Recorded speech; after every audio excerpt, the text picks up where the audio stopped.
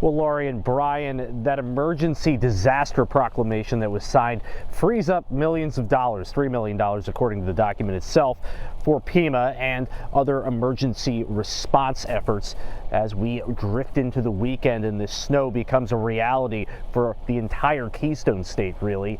But one of the things that was stressed today by Pima as well as other safety and transportation officials is that everybody, if you don't have to be outside and on the roads, should really stay home.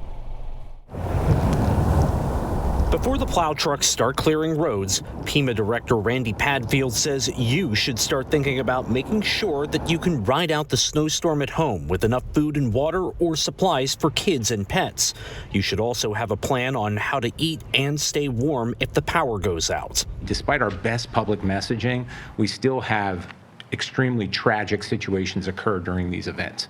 And that's the one thing that we try to focus on, is that we really want to try to prevent these. And starting midnight Saturday, headed into Sunday, PennDOT says Tier 4 restrictions will be going into effect on interstate highways, major roads, and the Turnpike and its extensions. We're expecting snow to be falling at rates of 1 to 2 inches per hour during the height of the storm, which poses the real challenge for our plowing operations. For us, rate of snowfall is as important as the amount of overall snow.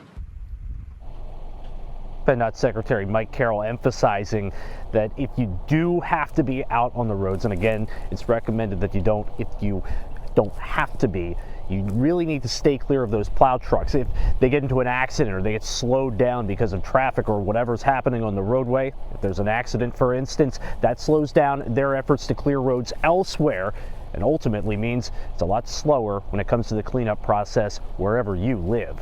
Here in Susquehanna Township, Tom Lehman, WGAL News 8.